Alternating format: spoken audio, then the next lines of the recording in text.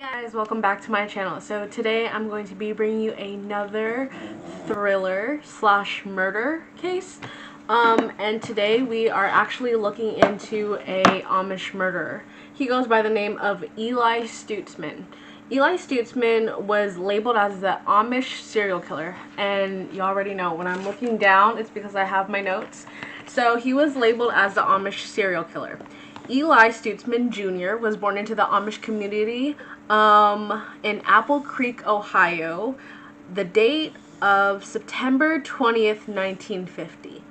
He was pretty like normal. He went to church with his parents. His mom and dad were part of the Amish community as well. So if you guys don't know what Amish is basically they're the old style of living. They do not believe in anything modern, like technology wise. They still ride in horses and buggies. The women still hand wash everything with their hands. They still hang it up on clothing lines. I think that's what you call it. But yeah, they don't believe in anything modern of that sort, and it's primarily in Pennsylvania and Ohio. I know. I used to watch a show called Amish Mafia, but that's besides the point. Basically, the man will go out and he will make the money, and then the woman stays home. The woman does not work at all. Her work is to cook, clean, and provide for the kids, and basically the family. They're taking care of the family. Well, the women are taking care of the family while the men go out and get the money. So that's primarily what Amish is. I know there's more into it, but I'm not going to touch into that today. But yeah, he came from an Amish family, so that meant church. And if you're married, you grow out your beard. I think that's a thing. You grow out your beard, so it lets the other women know that you're married and you cannot mess with them. But he was married, and he was very chill until this major thing happened. So his attention actually, okay, what brought the cops' attention was when his wife Ida, she was pregnant and she had passed away in a barn fire. So this day of the barn fire, Eli had claimed that there was thunder and the lightning had struck the barn and set it on fire. And he had claimed that Ida went in there 5 months pregnant to actually save the milking supplies, because remember how I said they're Amish. They do everything by hand. They milk the cows themselves and everything else under the sun. So that's what he had claimed. He claimed that Ida had actually went back in there to go save the milking supplies. But yeah, he told the police that the lightning had struck the barn. But in actuality, I think, this is my theory, I think he had actually burned her alive because he didn't want another child. He already had a son, and his name was Danny. But the people around him and his community, they were like, no, no, no, no. Eli did that. He killed his wife. We know him enough. He's crazy enough. He killed his wife. We're telling you he killed his wife. And that's what the community was saying about Eli. They thought he was very derived in everything under the sun. And these were people that personally knew him. It's not like a person didn't know who knew him from the street. These people personally have interacted with Eli. They know how he is. They know how his mind works. So I'm pretty sure that they were telling the truth. So people were saying that he had actually set Ida, his pregnant wife, she was 5 months pregnant with another child of his. They believe that he actually did that because he didn't want another spawn of his. So this actually had happened in 1977 under questionable circumstances. Eli was elusive about Ida's death. So elusive means he doesn't recall. He doesn't remember, oh crap, that happened. That's a major thing that happened. How could you not pinpointing your head, that's a big thing that happened. My wife, the mother of my child, had passed away from a barn fire. I don't understand how that worked with him, but he was very elusive about Ida's death. And his life got more hectic after he, quote unquote, killed his wife, or after his wife accidentally died. So he had his son left, and his name was Danny. When after Ida died, Eli was moving from state to state. He was hopping around a lot, And he would actually leave his son Danny with the neighbors for months at a time. I'm not talking like a day or two, like you go play with the kids, you come back, sleepover type deal. I'm talking like he would leave Danny like 3-4 months at a time with the neighbors of his. When he was sporadically moving from place to place, he said he was searching for a job. He was searching for work. Stutzman was suspected of. Stutzman, he was suspected of murdering Ida, which was his wife. He was suspected of murdering his son Danny. He was suspected of murdering 2 men in another state, and he was suspected of killing him, like himself. So he committed suicide alone in his apartment, and we'll get into that. But on December 24th, 1985, a body of a child was found abandoned on the side of the road in Chester, Nebraska.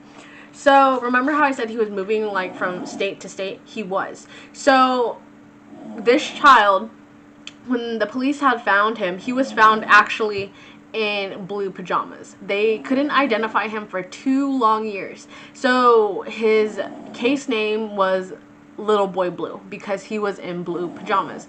At this time, it was super cold. It was winter. It was around Christmas time when he was found. And authorities actually were giving out a $500 reward if you could tell me anything about this boy, if you recognize him, what's his name, if you know like anything about this boy, tell me who it is so we can like put him to rest, right? So authorities were unable to identify the boy, so they decided to name his case Little Boy Blue because of his pajamas. 2 years later, in 1987, they were able to identify him as Danny Stutzman. And when the coroner did the examine over the body, he actually passed away at 9 years old. And it was very sad.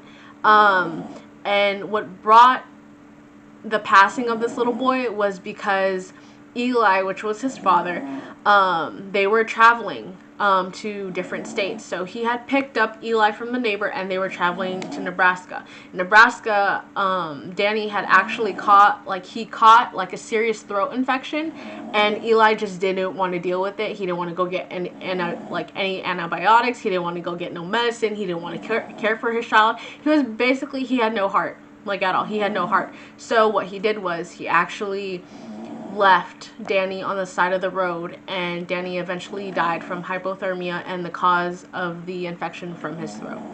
It's very hard to talk about because that's a little boy. He's only 9 years old. He didn't know he was going to die at that moment. He was just telling him like, hey, I don't feel good. My throat is like very swole up. And I think that Eli, he didn't want to care for his son at all. So that's why he just left him at the side of the road. So he was later identified in 1987. And authorities had tracked down his father, which is Eli.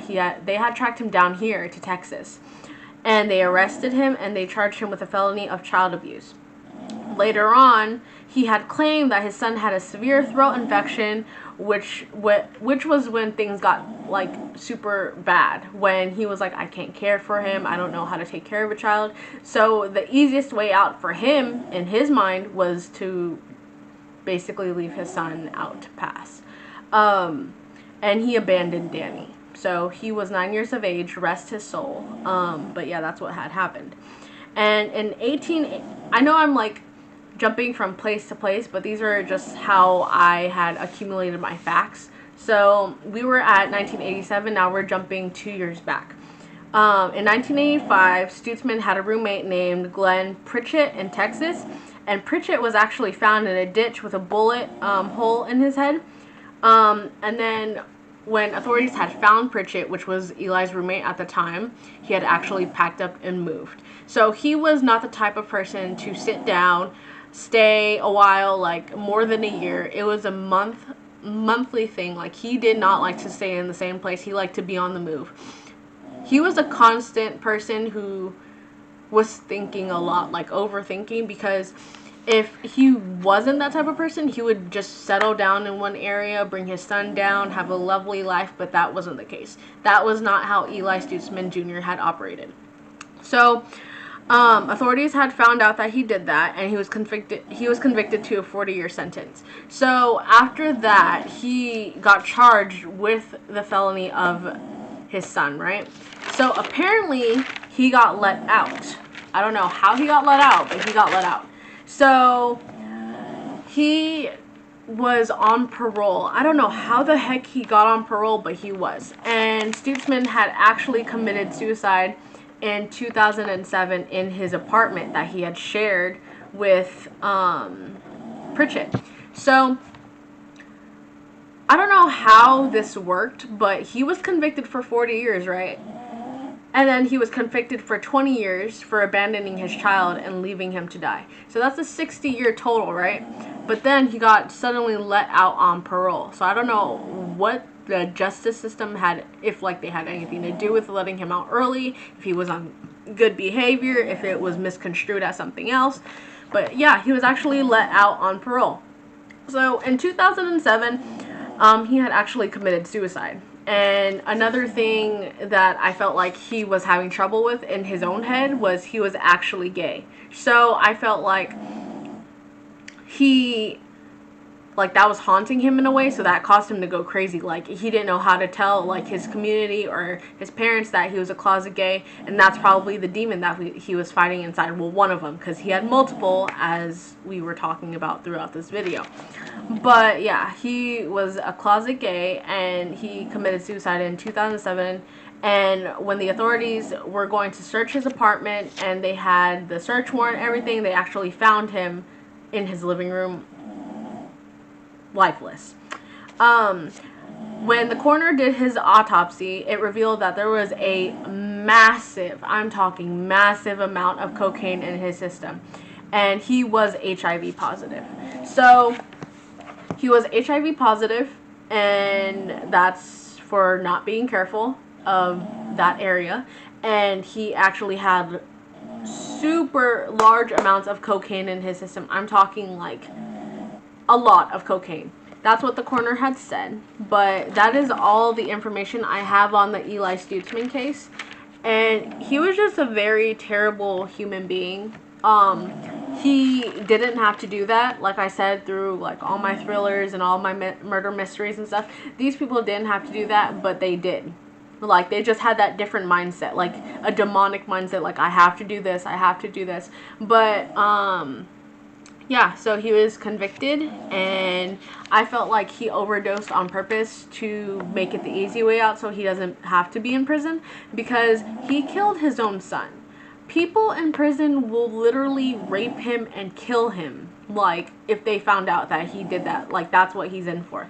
Prison's no joke.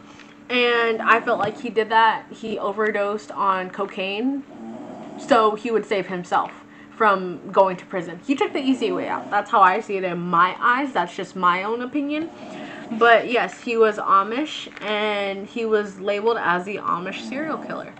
So I hope you guys enjoyed this video. If you did, give it a big thumbs up and hit that red button down below. It's free, helps me out, and I promise to be giving you guys more content like this. I promise. I love doing things like these. Like, I actually have like a journal for these mysteries and murder cases that I do.